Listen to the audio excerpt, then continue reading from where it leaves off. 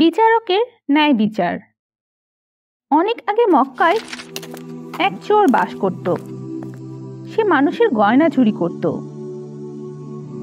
কখনো কখনো সে লোকদের থেকে জিনিসপত্র ধার নিত, কিন্তু পরে সেগুলো আর ফেরত দিত না। এটি মক্কা বিজয়ের পরের ঘটনা, যখন মুহাম্মদ সাল্লাল্লাহু আলাইহি ওয়াসাল্লাম মক্কাতেই ছিলেন। এক রাতে সেই চোর বের হয়। কিছু পথিকদের একটি দল দেখতে পায়। সে গোপনে তাদের একটি ব্যাগ চুরি করে, কিন্তু যাত্রীরা তাকে হাতে নাতে ধরে ফেলে আর বেঁধে রাখে।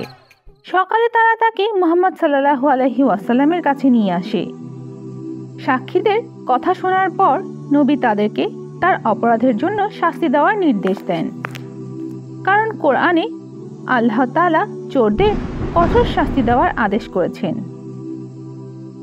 কিন্তু সে খুবই সম্ভ্রান্ত পরিবারের ছিল। কিছু কুরাইশ নেতা তাকে নিয়ে খুব চিন্তিত হয়ে পড়ে। তারা তার শাস্তি প্রত্যাহার করার জন্য নবী মুহাম্মদ সাল্লাল্লাহু আলাইহি ওয়াসাল্লামকে অনুরোধ করে, কিন্তু তিনি তাদের কথা শুনেননি। এরপর তারা নবীর পালক নাতি উসামা রাদিয়াল্লাহু আনহু এর কাছে যায়। সে তখন খুব ছোট ছিল। প্রথম দিকে তিনি কুরাইশ নেতাদের কথায় রাজি হননি, কিন্তু পরে তারা যখন অনেক অনুরোধ করে, তখন তিনি মুহাম্মদ সাল্লাল্লাহু আলাইহি ওয়াসাল্লামকে অনুরোধ করতে রাজি হয়। তার কথা শুনে মুহাম্মদ সাল্লাল্লাহু আলাইহি ওয়াসাল্লাম অনেক রেগে যান। তিনি উসামা রাদিয়াল্লাহু আনহুকে জিজ্ঞেস করেন যে সে কি আল্লাহ তাআলার বিধান ভঙ্গ করার অনুরোধ করছে। নবী বলেন যে তার নিজের মেয়েও যদি কোনো অপরাধ করে তবে সেও শাস্তি পাবে। উসামা রাদিয়াল্লাহু আনহু তার ভুল বুঝতে পারে। এরপর সন্ধ্যায় নবী সবার সামনে এসে বলে যে অন্যায় প্রশ্রয় দেবার কারণে আগে অনেক জাতি ধ্বংস হয়েছে।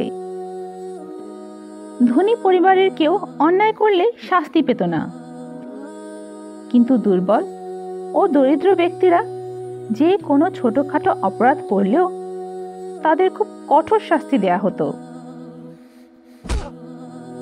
আল্লাহ তাআলা এমন অন্যায় একদমই পছন্দ করেন না।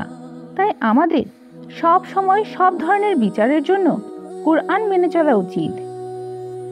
এই গল্পটি আমাদের সূরা মায়েদার ৪২ নম্বর আয়াতের কথা মনে করিয়ে দেয়, যেখানে আল্লাহ বলেছেন যে তোমরা যদি বিচার করো তবে অবশ্যই তাদের মাঝে ন্যায় বিচার করো, এবং মহান আল্লাহ তাআলা ন্যায় বিচারকারীদের ভালোবাসেন।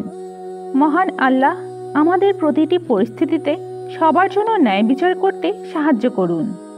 আমিন। This was the end of our story for today. Make sure to give this video a like, share it with your friends and family, and subscribe to our channel so you and many more people can get Islamic reminders so that we can become better Muslims and please our Lord, Allah subhanahu wa ta'ala. And until next time, Assalamu alaikum. Join us in this great dawah work and get countless of rewards during the month of Ramadan by giving a one-time donation or becoming a monthly supporter, and inshallah, Allah will give you the highest reward to you and your family in this world and the hereafter.